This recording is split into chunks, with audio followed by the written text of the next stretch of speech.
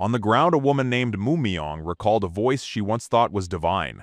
A powerful patriarch had given her one single purpose in life: protect the child beside him. That man was Cheon Wigang, the great leader of the Cheon clan. As a young girl, Mumyong knelt and accepted this solemn duty as her own. The child, eldest young master Cheon Muriang, simply hid behind the patriarch's robe. Kneeling there, she now admits that she did not know the truth back then. The young Cheon Muriang was crying while desperately clinging to his father's robe. Mumyong reflects that this child would one day become the trash who ruined their clan. In the past, she bowed deeply and accepted the patriarch's command to protect him. Our story then jumps forward in time by a full 15 years. During a fierce rainstorm, it was announced that the patriarch had suddenly passed away. Cheon Muriang's terrible behavior only worsened after his father's death. Soon, fresh bloodstains marked the ground as the family's prestige crumbled. The bodies of loyal clan members began to pile up on the step. Mumyong narrates that she alone remained by Cheon Muriang's side through it all. Now an adult, she fought off assassins as his devoted escort warrior. Mumyong stood with her sword drawn a shield for the older Cheon Muriang.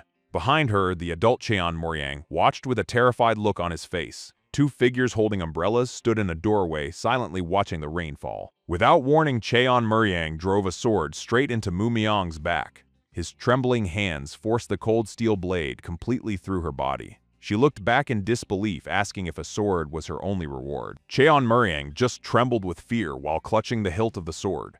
Mumyong cried out as she fell to her knees, using her own sword for support. Impaled in the rain, she realized that you can never truly fix a person. In that same downpour, a man in a red robe stood over another kneeling man. The ground around them was littered with dead bodies and more red-cloaked guard. Man in the red robe, Cheon Muriang spoke with a look of pure distress. A group of masked guards in red hoods advanced, drawing their sword. The injured man in black ripped a sword out from his own shoulder. He panted, holding the bloody blade and whispering the name Cheon Muriang. As four new people appeared, he asked if the traitor truly thought he would be spared. Did Cheon Muriang really believe joining the demonic cult was the only way to survive? The injured man glared with blood on his lips, telling him he was wrong. Above the traditional buildings, a flash of purple lightning split the sky. The group of four walked forward, led by a man in a half-mask holding an umbrella. A woman from that group with stitches across her face looked up into the rain. Another member in a horned mask carried two unconscious people over his shoulder. Cheon Muriang screamed in absolute terror as he saw the four approaching him.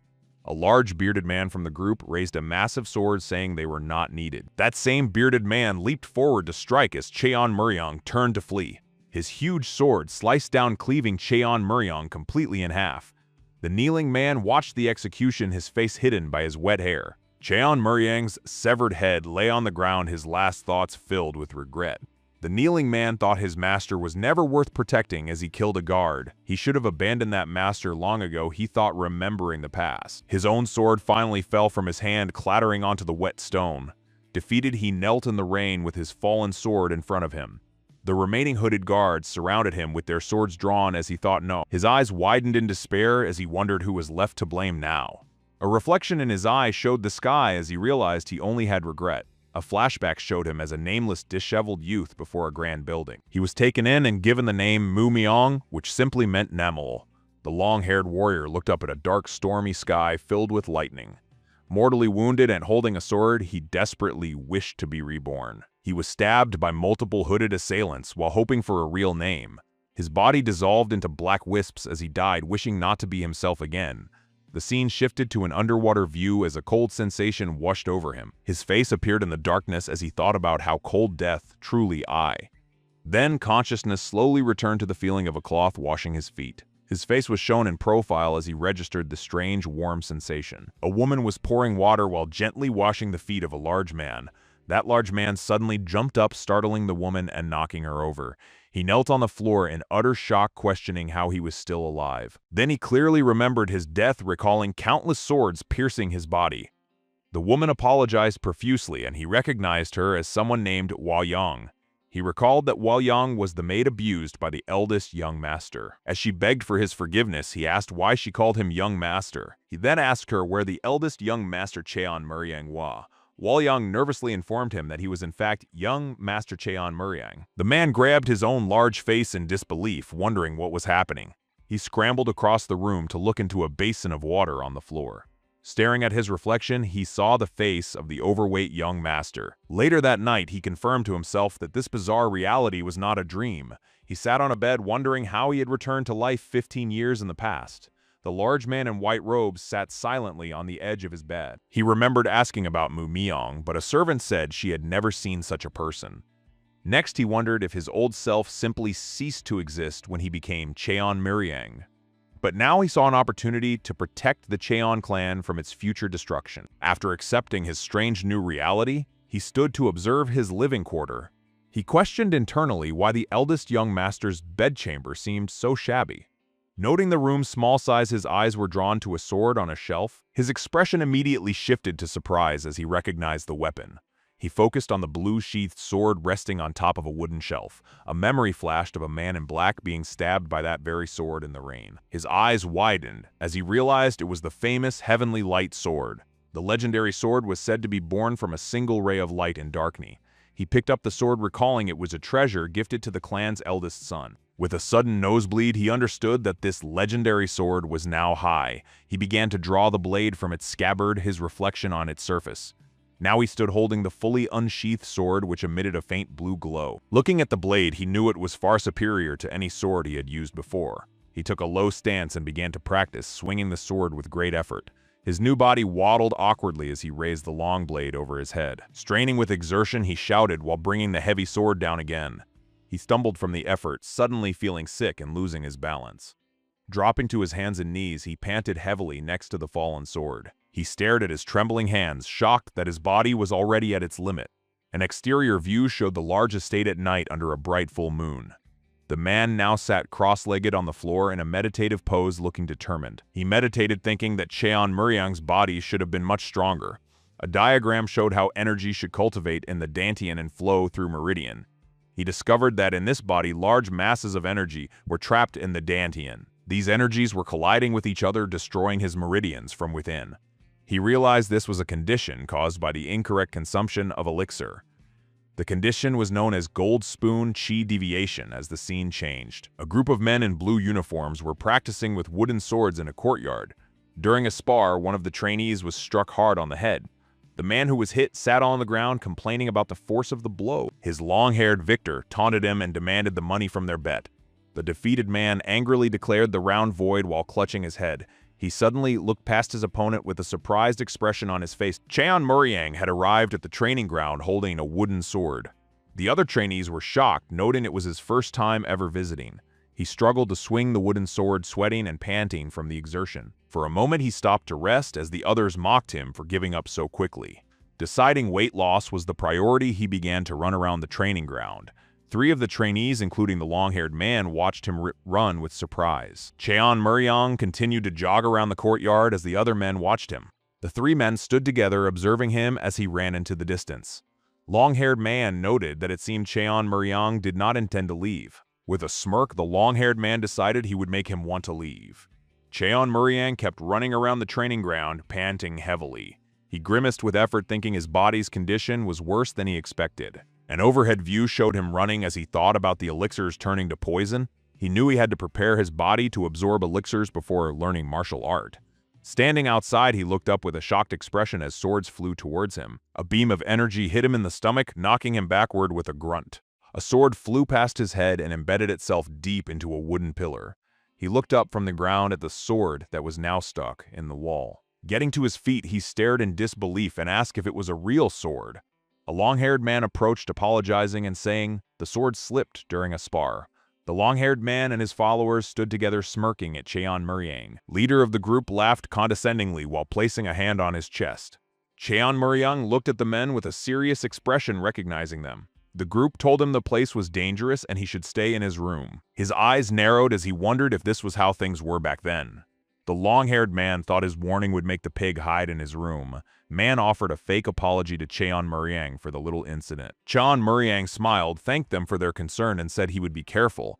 He then turned and ran away, which surprised the group of men watching him.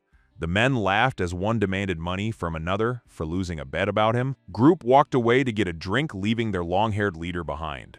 The leader clenched a money pouch and muttered Cheon Muriang's name with a scowl.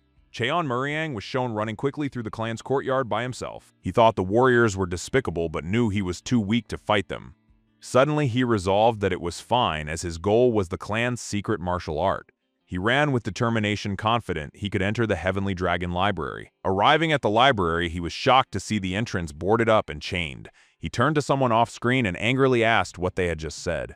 An older man sighed and said he would explain the situation one more time. A guard with a spear announced that Cheon Muriang was stripped of his successor title.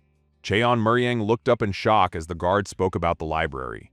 The guard then formally denied him entry to the library at the top of the stair. Having been turned away, he walked back toward his quarters with heavy step. He returned to his room and collapsed onto the edge of his bed. There he sat silently on his bed facing the closed doors of his small room. Now he understood why his room was so shabby after losing his title. He thought about his failed plan to find a method for absorbing elixir. Inside him, he reflected that the original Cheon Muriang did not have a smooth childhood. A memory showed a young Cheon Muriang surrounded by mocking hostile subordinate. He wondered if Muriang's loneliness led him to see his own escort as an enemy. Then he clenched his fist on the bedsheet, deciding he did not need those excuses. Gritting his teeth, he blamed Muriang's own behavior for his lack of ally. He sniffed the air, thinking that he himself was a loner due to his training. His attention was suddenly drawn to a pink box sitting on a nearby table. He opened the box to find 2 plates of mushroom dishes which he found bland. While eating, he wondered how Muriang got fat on this food, then had a realization. An exterior shot of the estate appeared as he thought Muriang had one ally. The next day, the sun shone on the clan's buildings as he began to train. He stood in a courtyard performing warm-up stretches with visible effort. A close-up showed him panting heavily from the simple warm-up exercise. He complained that his body was achy and overwhelmed by the light exertion. A woman approached him from behind, surprised to see him awake so early. The woman Wu Yang held a tray and asked if he was training again today. A man in blue robes spoke to a woman in the courtyard, wishing her a good day.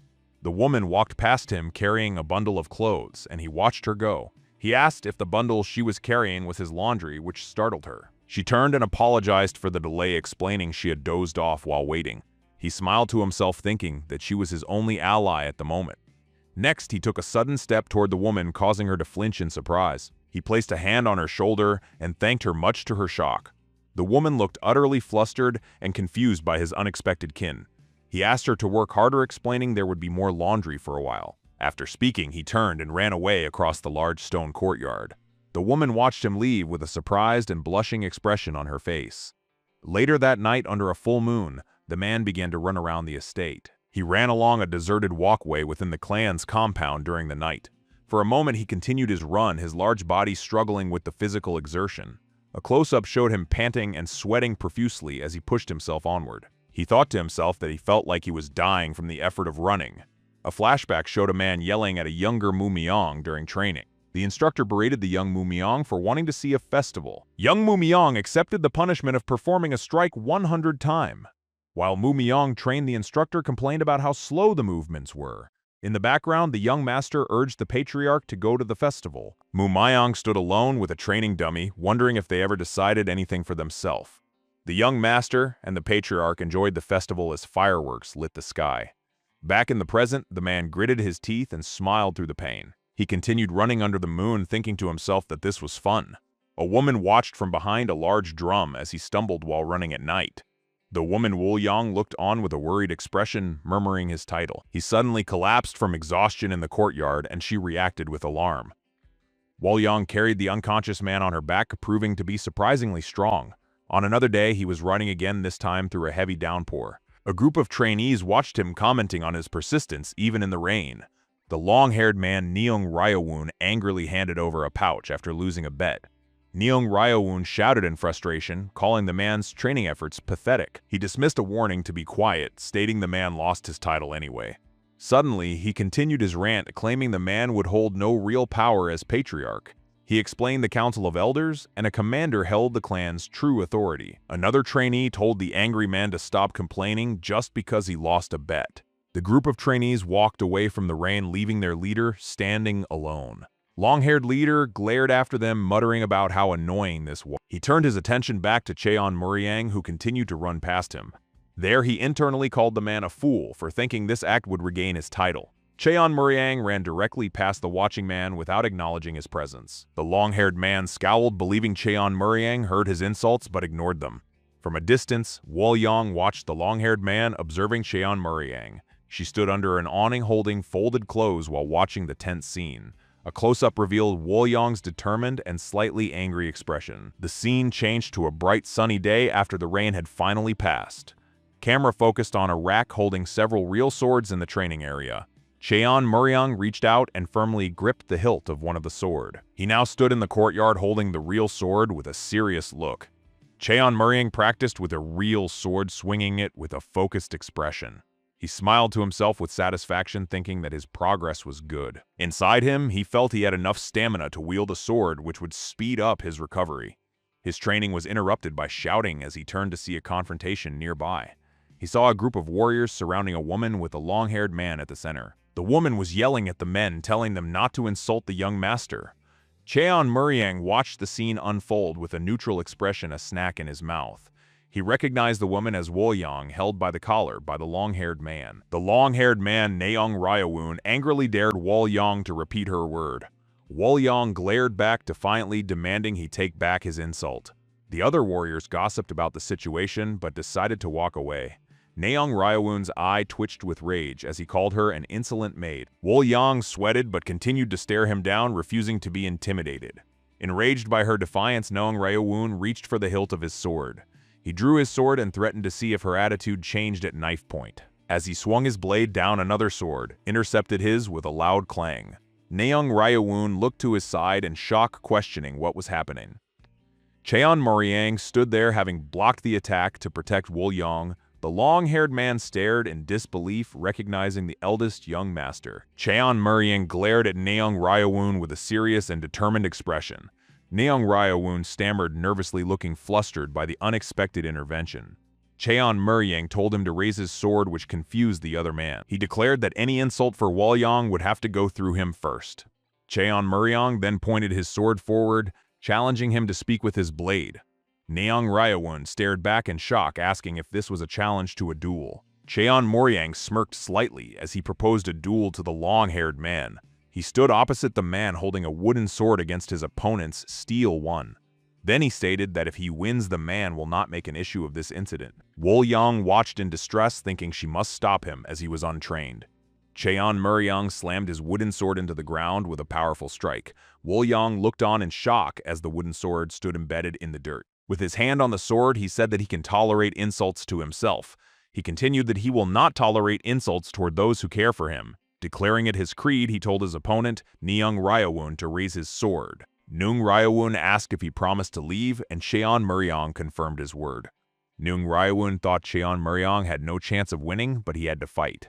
Cheon Muriang held his wooden sword, calling his current body a pathetic deadbeat. His expression was fierce as a blue aura emanated from him and his sword.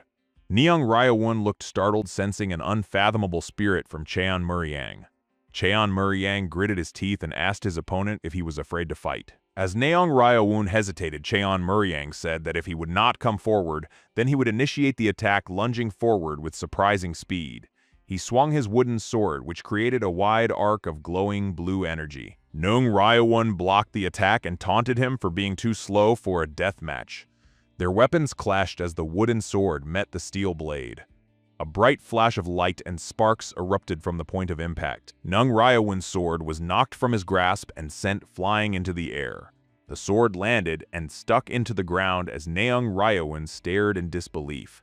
Naeong Ryawoon looked completely shocked, wondering how he was just disarmed. He realized his opponent aimed for his sword and used his own force against him. The long-haired man wondered when the deadbeat had become so strong. Cheon Muriang criticized his opponent for being careless in a life-or-death match. The long-haired man knelt defeated on the ground as Cheon Muriang called him pathetic. Standing over his opponent, Cheon Muriang declared him unqualified to wield a sword. Blood dripped from his hand as he told the man to find a reason to fight. He promised to fight for the sword again once the man found his purpose. The defeated man knelt in a blue aura, contemplating the reason to wield a sword. Cheon Muriang called for Wolyang and they began to walk away from the training ground. The defeated man reached out with a shocked expression as they departed. His hand remained outstretched and empty as they walked further into the distance. From his kneeling position, he watched Cheon Muriang and Wolyang leave. Later, Wolyang was shown entering a room through an open wooden door. Her feet stepped onto the mat as she came fully inside the room.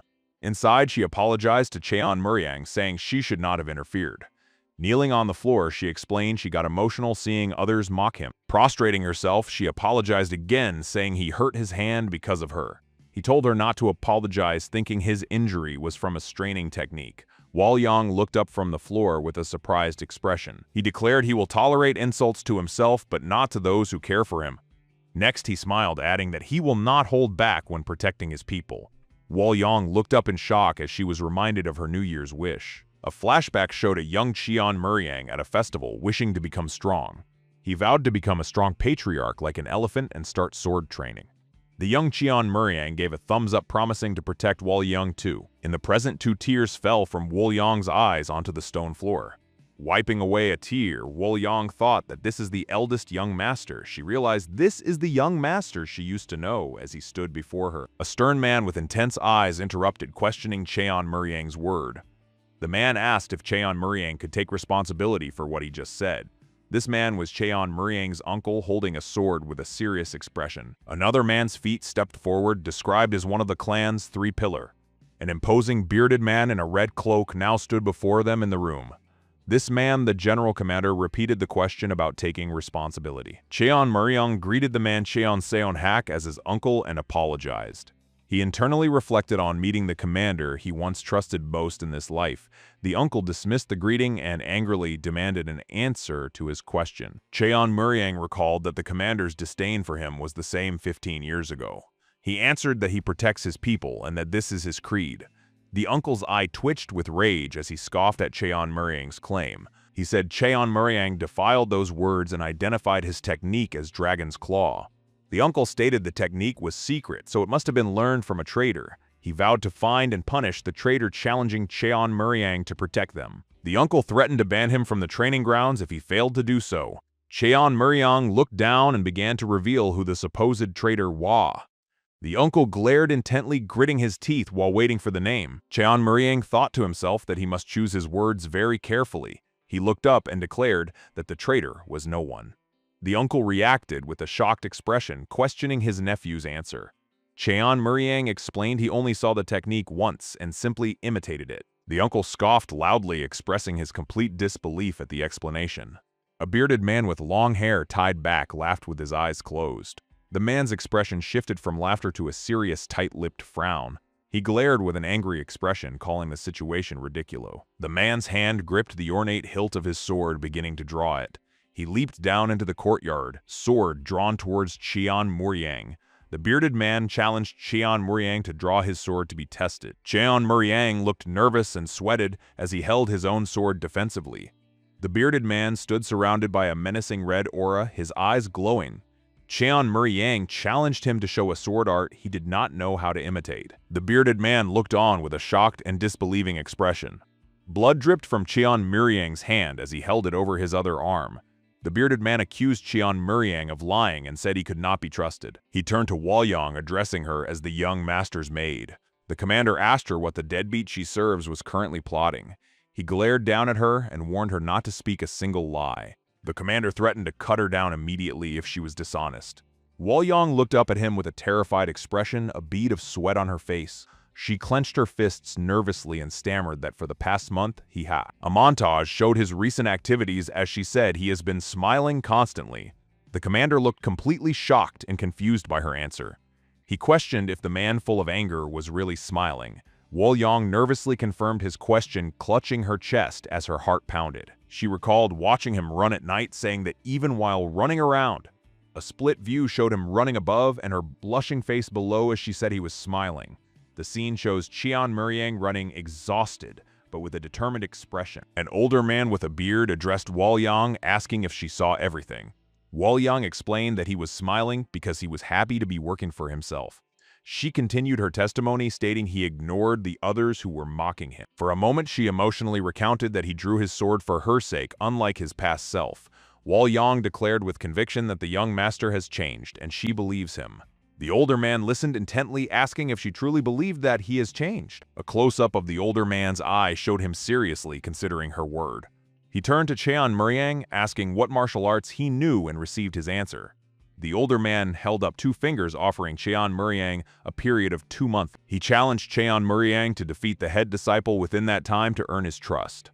The older man leaned in with an intense expression, asking if he could do it. Cheon Muriang thought to himself that this man always used to test him this way. He confidently countered the offer, stating that 1 month was more than enough time. The older man stared silently at Cheon Muriang, processing his bold declaration. Man's hands tightened around the hilt of his sword as he made his decision. He accepted the terms, saying so be it before turning to walk away. Cheon Muriang watched him leave with a confident smirk on his face. He turned to Wol Yang, who looked surprised, and told her they should go back. With his sword on his shoulder, he cheerfully announced that he needed to run more. Wol Yang smiled and agreed as they watched the older man depart down a long corridor. 15 days later, Cheon Muriang was shown drawing his sword from its sheath. He practiced in the courtyard, executing a swift and powerful downward slash. Suddenly, he thought about reaching the 5th stage but struggled with the yin energy. Standing in the training area, he wished for a higher-level cultivation method. He looked at his healed hand, wishing his damaged dantian would recover so easily. Cheon Muriang overheard someone sarcastically remarking on the chance to teach him a lesson. A group of trainees gossiped with one, saying the duel's outcome was obvious. He internally concluded the commander spread rumors to make him give up early. A close-up showed his sweating face as he processed this thought with a Another group of warriors mocked him, saying he couldn't tell a sword from a hoe. Cheon Muriang suddenly appeared and grabbed the chin of their leader, asking about their story. Looking down at the man, he asked if he was the head disciple. The seated man, marked with a character on his headband, looked up in confusion. Head disciple smirked, confirming his title and promising to end the duel quickly. Cheon Muriang thought the man's face was familiar and asked for his name. The head disciple introduced himself as Lee Seokgi while clasping his hand. Cheon Muriang reacted with shock, internally repeating the name Lee Seokgi. He remembered that Lee Seokgi was the one who leaked clan information to the demonic cult. Cheon Muriang gritted his teeth in anger upon recalling the man's betrayal. As Cheon Muriang walked away, Lee Seokgi mockingly said he was honored. He had only planned to do his best, but now his entire mindset had changed. With pure fury in his eyes, he vowed that the traitor Lee Seokgi would pay. 15 days later, a huge crowd gathered in the arena for the promised duel. Spectators in the crowd gossiped about how badly Cheon Muriang would be defeated. An official with a goatee shouted for silence from the noisy crowd. The official announced the beginning of the duel arranged by Commander Cheon Seon Hak. A bearded man in a red robe seated on a throne ordered them to call the name. The announcer called for contestant Lee Seokgi, who walked up to the platform. Lee Seokgi stood confidently on the dueling platform, holding a wooden sword. The announcer then called for the second contestant, Cheon Muriang, to come forward. Announcer waited with a serious face, but Cheon Muriang was nowhere in sight. Looking down at the empty stairs, he called out the young master's name again. The crowd of trainees began to whisper that he must have run away in fear. One of the trainees scoffed, clearly amused by the whole embarrassing situation. Soon the entire group was laughing at the eldest young master's expected cowardice. From a balcony above, the general commander watched the scene unfold silently.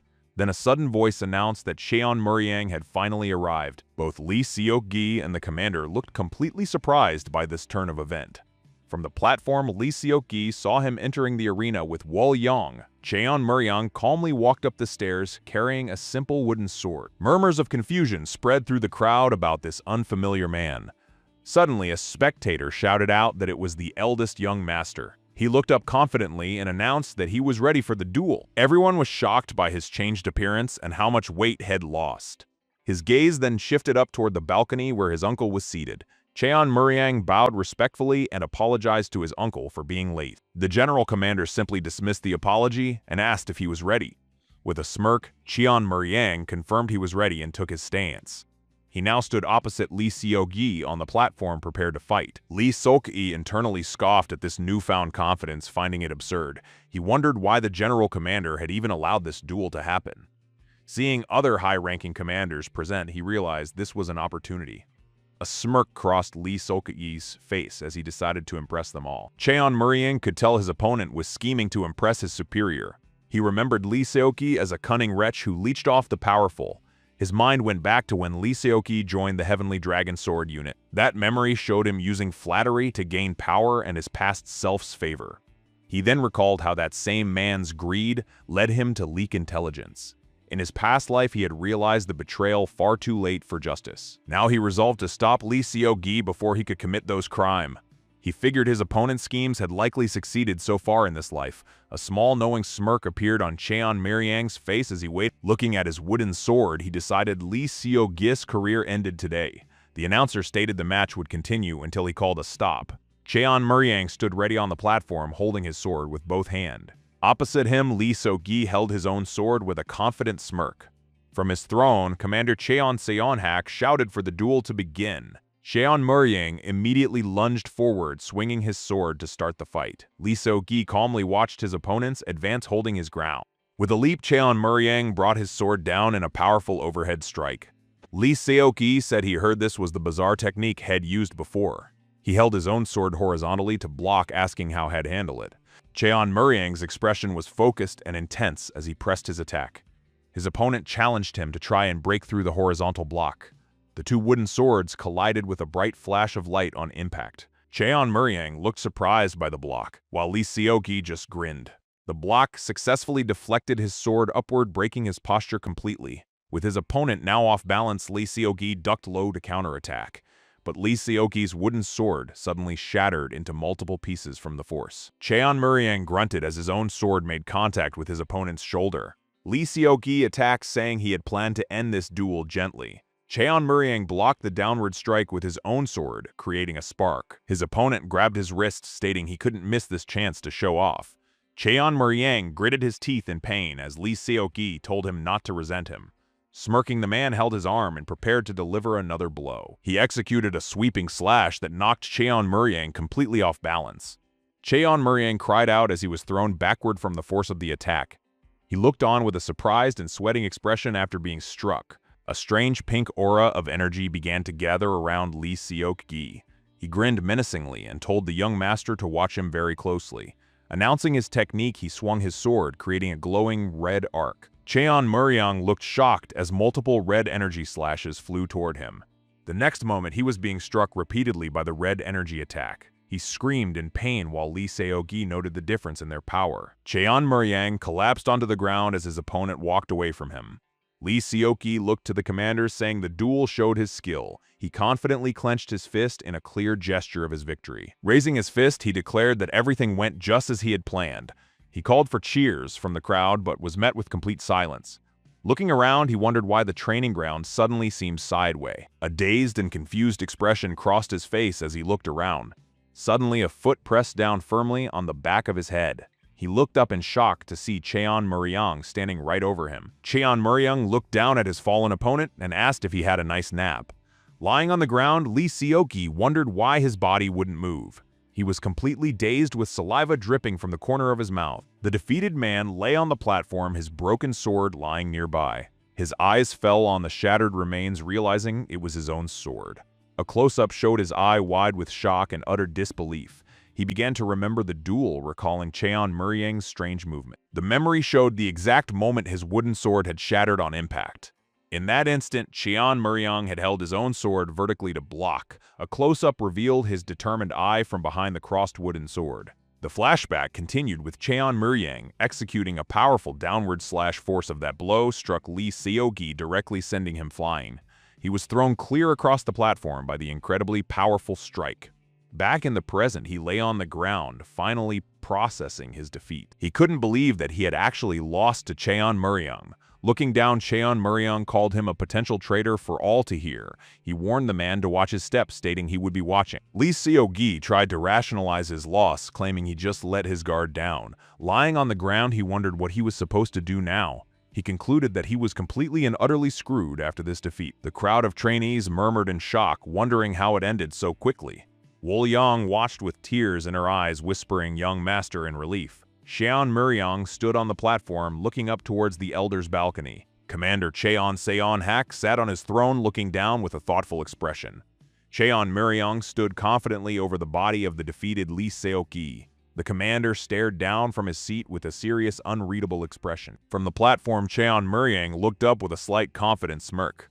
The trainees murmured amongst themselves, watching him stand over his opponent. In the crowd, one trainee's hands were shown clenching his robes in anger. The scarred trainee thought that the idiot had ruined a perfect opportunity. He gritted his teeth internally, repeating just how pissed off he was. A different trainee in a blue uniform suddenly leaped onto the dueling platform. The new challenger landed on the platform near the defeated trainee. He stood over the fallen man holding a wooden sword with determination. From the balcony, the general commander silently observed this unexpected turn. The crowd questioned how the head disciple could have lost in a single move. Another trainee complained that this victory would only make the deadbeat cockier. The general commander closed his eyes, his face showing a stern expression. He then stood up from his throne, preparing to announce the match winner. Cheon Muryeong suddenly shouted to the crowd that he knew their grievance. The general commander turned his head, surprised by his nephew's sudden outburst. He continued shouting, admitting his past wrongs and calling himself trash. Both the general commander and Wol Yong watched with concerned expression. He said he couldn't remember all the faces he had wronged over the year. A flashback showed his former obese self, stating those deeds belonged to him. In the present, he declared that he would shoulder the price of those sins. He turned his back to the commanders and faced the crowd of trainee. Then he shouted to them, all apologizing for the evil deeds he had committed. Following his words, Cheon Muryeong performed a deep and respectful bow. A wide view showed him bowing to the entire assembly of trainee. The trainees in the stands looked on with shock and complete confusion. Wol Yong watched with a worried look on her face, clutching her dagger. The general commander stared down from the balcony with a stern, intense gaze. Cheon Muryeong turned on the platform, looking up toward the commanders again. He shouted an open challenge to anyone whose anger had not yet subsided. Next, he declared that he would be waiting on the training grounds for them. With a confident smirk, Cheon Muryeong turned his back to the balcony. The commander watched silently from above as his nephew stood there waiting. Cheon Muryeong told Wol Yong that it was now time for them to leave. The commander stroked his beard, watching them depart with a thoughtful look. As they walked, he thanked Wol Yong for holding the sword he brought. He asked for the sword back, but she clutched it and asked him why. Cheon Muryeong looked flustered and stammered, unsure of how to answer her. She hugged the sword, saying she needed to hold Soano a little longer. He looked completely baffled, questioning the strange name she gave the weapon. A voice from behind asked what he had intended to cut, making him turn. The general commander stood in a doorway, having followed them from the ground. Cheon Muryeong smiled slightly, thinking he had heard this question before. The commander asked again what he intended to cut with his sword technique. A close-up of his mouth showed him confidently answering with the sky. He looked up with a bright smile, repeating that he meant to cut the sky. The commander's eyes widened in shock before he scoffed at the ridiculous idea. He thought to himself that this was the path he had pursued his entire life. The commander conceded that Cheon Muryeong won their bet and offered a wish. Cheon Muryeong asked to enter a library, but his uncle said that was impossible. With his first request denied, he stroked his chin and thought of another. He then asked the commander to assign one person to duel him every day. Commander Cheon Seonhak asked if simple duels would be enough for training. Cheon Muryeong confirmed it was, stating that actual combat is the best training. The commander looked at him silently with a serious and thoughtful expression. Turning to leave, he told Cheon Muryeong that he would grow stronger each day. Cheon Muryeong held his wooden sword and replied that was what he hoped for. The commander walked away, leaving the two of them standing in the courtyard. Wol Yong asked about the sky, and he called it a secret between them. The next day arrived over a wide shot of the training compound. A trainee kicked the ground in frustration, shouting that he was pissed off. The muscular trainee complained about daily duels and Lee Seok-gis incompetence. He stopped and reconsidered his anger, deciding this new situation was better. His hands gripped the hilt of his sheathed sword with grim determination. The scarred trainee drew his sword from its sheath with a serious look. A close-up showed the reflection of his scarred eye on the polished blade. A flashback showed a drunk, overweight Cheon Muryeong yelling at people at night. That version of him held a sword to a man who questioned his action. Inside a tavern, the trainee watched as others warned him not to interfere. The younger-looking trainee wanted to intervene, but his friend advised against it. Overweight Cheon Muryeong raised his sword to strike, shouting he wasn't a joke. The man on the ground screamed a warning for the young master to dodge. Trainee blocked the sword with his own, his face splattered with blood. Blood dripped from the tip of the trainee's sword onto the wooden floor. The old Cheon Muryeong scolded the trainee for getting in his way. Trainee touched the fresh bleeding wound on his face in disbelief. While the man on the ground pleaded, the young master dismissed the intervention. A man's scarred face reflected in a sword blade as he called him a bastard. Identified as Cha Myung-hak, he vowed to leave an identical scar on his face. In a training yard, Cheon Muryeong leaped high into the air with his sword. He continued his jump, raising his sword for a powerful downward strike. Cheon Muriang brought his sword down in a focused slash during his practice. Cha Myung-hak watched from the steps as he continued practicing in the distance. He grumbled angrily that Cheon Muriang was ignoring him after requesting the duel. While he declared his intent for a death match, Wolyang offered him tea. Cha Myung-hak turned his head with a confused and irritated expression. Wolyang explained that the young master loses focus while training. Cha Myung-hak recognized her, but declined the offer, citing his upcoming duel. Wolyang held the tray with a calm, pleasant expression on her face. A bead of sweat formed on Cha Myung-hak's face as he watched intently. Wolyang also had a bead of sweat on her face, her expression serene. He asked if Cheon Muriang trained like this every day, and she confirmed it. She expressed that while his dedication was good, she worried for his health. Cha Myung-hak questioned why she cared for the man who used to torment her. She replied that the young master has changed and is trying to do better. Wolyang stated with a gentle look that she believes in his sincerity. Sipping tea, Cha Myung-hak admitted that the eldest young master had changed. He observed that Cheon Muriang was just repeating a single jump and slash. His eyes suddenly widened as he noticed something specific about the movement. He focused on the exact placement of his landing foot with each repetition. His observation extended to the height of the sword and his grip. He realized every motion was identical and wondered about his swordsmanship. Cha Myung-hak internally commented on the sword path as he practiced his jump. He looked up with a strained expression, beginning to realize something was wrong. An imaginary sequence showed the practice strike aimed directly at his face. In his mind, the sword stopped just millimeters from his eye with pressure. Back in reality, Cha Myung-hak sweated and looked up in a state of shock. He gritted his teeth, wondering if he had been the target all along. Cheon Muriang stopped his training and apologized to him for the long wait. He stood in the training yard and greeted Cha Myung-hak by his full name. Cha Myung-hak looked surprised and asked how he could possibly know his name. Cheon Muriang explained he was trying to memorize the names of all warrior. Cha Myung-hak looked on silently, considering the strange idea. Cheon Muriang then noticed the scar on his face and asked if he caused it. With a tense expression, Cha Myung-hak confirmed that he was responsible. Cheon Muriang understood, realizing this, explained the killing intent, head felt.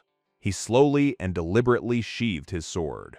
Cheon Muriang performed a formal bow, apologizing for the scar his mistake caused. From the courtyard, Cha Myung-hak and Wolyang watched him bowing on the step. He questioned the apology, recalling the old Cheon Muriang never admitted fault. For a moment, he wondered if this was the same person and if the maid was right. Cha Myung-hak picked up his teacup from the tray and admitted his defeat. He clarified that he had lost for today, much to Cheon Muriang's confusion.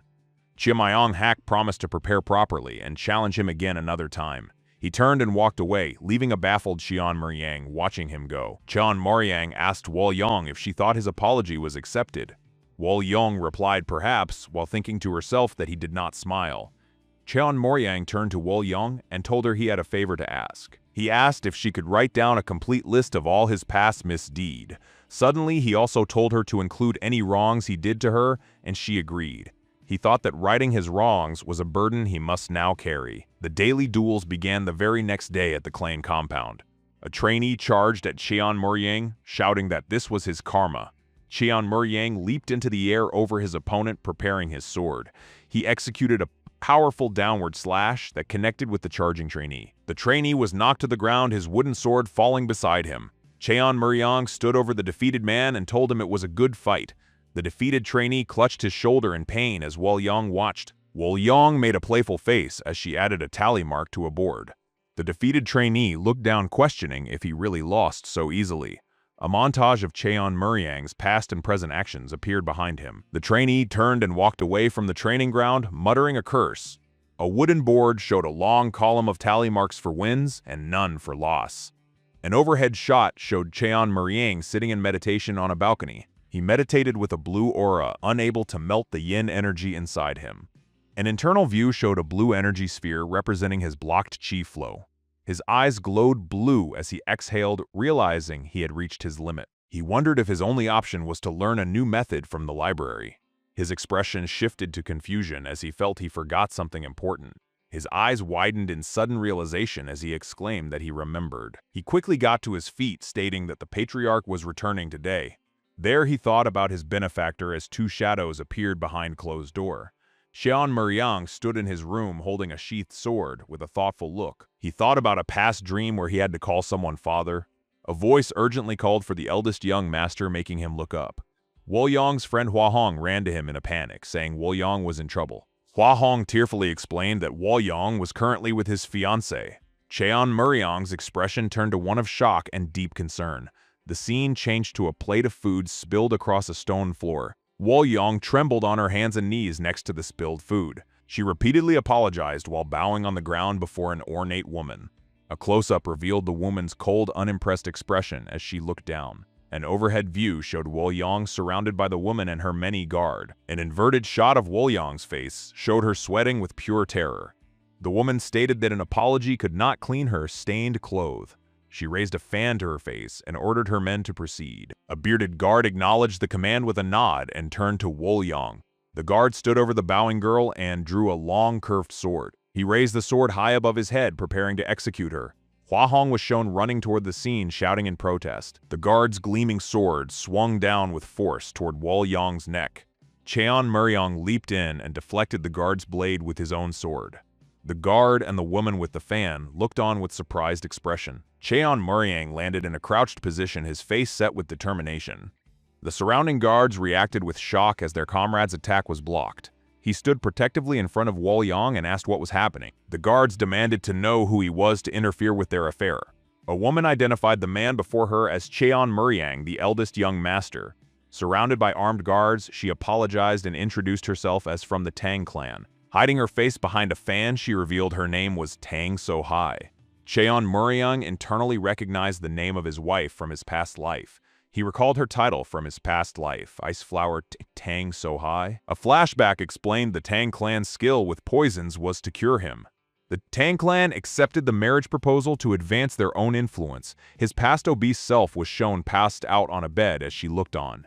Over 10 years, the patriarch showed weakness which the Tang clan exploited. The marriage to Tang So-hai had begun the Cheon clan's eventual downfall. Back in the present, Cheon Muriang addressed Tang So-hai and her entourage. He sternly asked her what she was doing in his clan's territory. Tang So-hai looked at the bloodstains on her white sleeve and replied calmly. She explained she was punishing a maid who stained her expensive clothes. Cheon Muriang angrily asked if she tried to kill a maid for that reason. Tang So-hai said he only saw a maid and not the value of her clothes. She justified her actions by stating the maid could have been an assassin. Cheon Muriang shouted that this was the Cheon clan where their laws ruled. He drew his sword and stood before the maid, saying she insulted his people.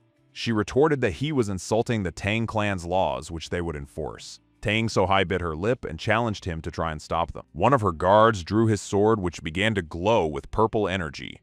Cheon Muriang recognized the glowing energy as sword chi as the guard attacked. The guard's energized sword clashed with Cheon Muriang's own blade. Cheon Muriang looked shocked as he struggled against the force of the attack. The energized sword pushed Cheon Muriang back as he struggled to block the blow. Woyong watched with a worried expression, calling out young master. Tang So-hai calmly pulled a long, thin needle from her intricate heater. A close-up showed the sharp silver needle held between her finger. The guard lunged forward, swinging his glowing sword in a wide horizontal arc. Cheon Muriang parried the strike, their blades clashing multiple times. He internally noted the guard's strength, identifying him as a first-rate warrior. Cheon Muriang thought that he was overwhelmed by the man's superior energy. The two swordsmen paused for a moment, facing each other after the exchange. Deciding on a new strategy, Cheon Muriang firmly planted his foot. He leaped into the air, initiating a technique called Sword of Subtlety.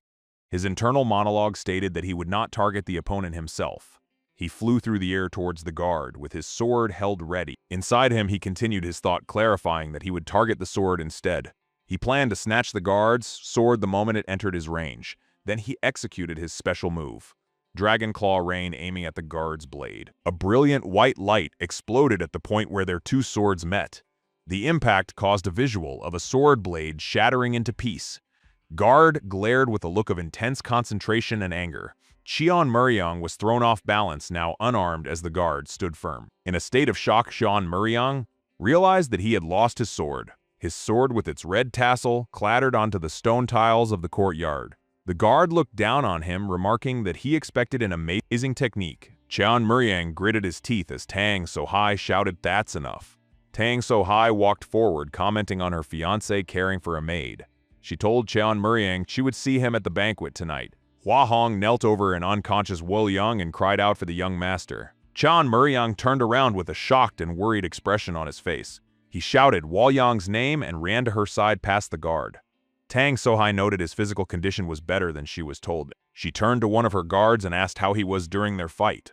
The guard reported that Cheon Muriang was weak and had poor internal power. She ordered the guard to mobilize 4 men to stop him from attending the banquet. Cheon Muriang held the unconscious Wo Yang in his arms, trying to wake her. He noticed her weak state and wondered if she had been poisoned. His angry gaze fell upon the spilled food on the ground nearby. A flashback showed Wo Yang smiling as she offered to bring him his meal. In the memory, she happily carried a tray promising it was not mushroom. Back in the present, Cheon Muriang gritted his teeth in silent fury. He lifted Wo Yang into his arms and shouted in frustration while carrying her. Next, he tossed his sword to Hua Hong, telling her to take care of it. Hua Hong watched him leave, wondering if she should inform Nong Rio on. The scene changed to the interior of what appeared to be a medical room. A doctor informed Cheon Muriang that they had administered emergency treatment. The doctor explained a cure was impossible without the Tang clan's antidote. Wo Yang lay in bed, sweating heavily with dark veins on her skin. Cheon Muriang looked down at her with a grim and determined expression. He turned to leave the room, telling Hua Hong to look after Wo Yang. Hua Hong asked where he was going as he retrieved his sword from her. He stated that his father's banquet was tonight and he must be there. Cheon Muriang thought to himself that for today he would play the deadbeat son. A bearded man in a red cloak walked down a long, sunlit hallway. He questioned his brother's decision to involve the Tang clan, fearing their power. A close-up of the bearded man's eye showed his serious and concerned expression. The man suddenly stopped walking in the middle of the corridor. He sensed a vicious aura and looked around, wondering about its source.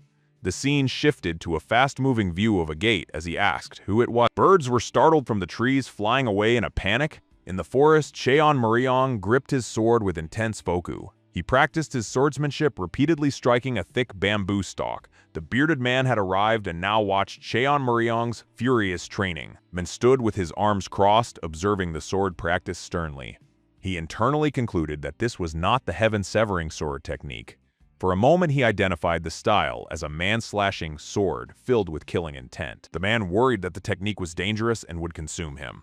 Cheon Muriang let out a loud cry as he raised his sword for a final strike. He brought his glowing sword down in a powerful vertical slash. The two halves of the massive bamboo stalk began to fall apart. After the stalk was destroyed, Cheon Muriang stood with his back turned. He panted heavily, his face covered in sweat after the intense practice. The bearded man approached, asking if he was just venting anger on a tree. He stood before Cheon Muriang and asked him what he was so angry about. With his back still turned, Cheon Muriang stated that he was weak. He continued that he must become stronger to protect his people from harm. The bearded man looked confused and asked who he meant by my people. Cheon Muriang stated he was protecting those he wished to care for. The patriarch looked surprised, recalling his son's previous use of the phrase. In a flashback, he asked if his son meant people to protect. The patriarch smiled slightly, admitting to himself that he had been narrow-minded. He shouted good and reminded him of his claim to mimic any sword art. The patriarch challenged Cheon Muriang to prove his words to him right now. Cheon Muriang looked at his uncle with a confused expression, asking him to clarify. The patriarch explained that he created the Dragon Claw Rain and its next form. He said he never taught the next form because it was too dangerous. With an intense expression, he asked Cheon Muriang if he wanted to learn it. He declared he would demonstrate the final form of the Heavenly Dragon Sword. The patriarch shouted the name of the technique, the Dragon Rage. Cheon Muriang watched in shock as a powerful pink aura enveloped his uncle. The patriarch executed a powerful downward strike called the Reverse Scale Slash. Attack created a massive whirlwind that cut through the treetop. 3 men in blue robes saw the whirlwind and noted it was near the young master. One of the men told the others to finish hiding clothes before they investigated. A hand held a vial of poison that would paralyze a person. The 3 men walked along a path, confident in their disguise and plan. Cheon Muriang looked at his torn sleeves, sweating after the powerful display. He looked toward his uncle's silhouette and asked if he meant to kill him. Standing in the destroyed training area, he commented on the immense power. The patriarch appeared and asked if he understood the difference between the form. He explained that swordsmen feel the sword as part of their body. The patriarch continued, stating that the Dragon Claw Rain technique exploits this illusion. Cheon Muriang finally understood the essence of the Dragon Claw Rain technique, but his uncle warned that even this move fails against powerful master. He remembered his recent defeat where that same technique had failed him. His uncle then revealed a secret that even the strongest masters fall for. With an intense gaze, the patriarch asked if he knew what it was. Cheon Muriang suddenly realized the answer was the reverse scale slash. His uncle then challenged him to perform that incredibly difficult move. Looking at the destroyed bamboo, he wondered if he had to do it now. Instead, he confidently vowed to master the technique before the banquet. The patriarch clarified he meant his vow to protect the entire Cheon clan. For a moment, Cheon Muriang was taken aback by the serious question. Then a small, confident smile formed on his lip. He stood tall and firmly declared that he would uphold his vow. His uncle simply said good and placed a hand on his sword. He mentioned that some rats were disturbing the energy nearby. The patriarch then walked away, leaving him alone in the forest. Cheon Muriang smiled to himself, whispering, "Now then," under his breath. His expression turned menacing as he decided to find these so-called rat. Nearby, 3 men in blue robes were hiding and watching him from the bush. One worried they were noticed, but another planned to poison him anyway. Suddenly, the 3 men leaped out from their hiding spot into the clearing. They bowed and claimed to be Cheon clan trainees who had disturbed him. Cheon Muriang immediately called their bluff, pointing out their aged face. He offered a spar to find out who they really were. Their leader silently signaled his men to subdue him with a paralyzing poison. Meanwhile, the Cheon clan had many other training grounds in secluded forest. In one of them, men head defeated were training intensely with wooden sword. One trainee, Nung Ryoan, vowed to get his real sword back from him. Another lifted heavy stones, promising victory in their next rematch. A man in a blue robe then ran toward them, shouting about a big problem. He found the trainees so immersed in training, they didn't even notice him. Sweating nervously, the messengers started to talk about the eldest young master. Every trainee stopped instantly, their eyes glowing with intense focus. The man called them obsessed and urged them to come see something incredible. Back in the sunlit forest, leaves scattered from the speed of a fight, Cheon Muriang was striking a bearded man with the flat of his sword. He stood over 2 fallen men while blocking a strike from that same attacker. Then he dodged and slammed his sheathed sword's hilt into the man's chest. The bearded man reeled backward from the sheer force of the blow. His eyes rolled back in pain as he groaned and then collapsed. Cheon Muriang now stood over the unconscious body of the bearded man. The last attacker got to his knees, staring at his fallen comrade. He realized their target was far stronger than they had ever expected.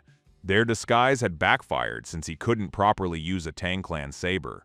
Gritting his teeth, he knew they had greatly underestimated their opponent. Cheon Muriang demanded to know his identity, saying he already had a hunch.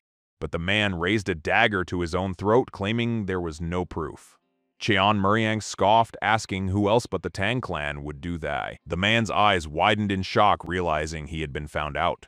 With a smirk, he declared this was enough to cancel the marriage arrangement. The last guard just grinned, calling the young master completely naive. He stood over the 2 defeated men and prepared for his final attack.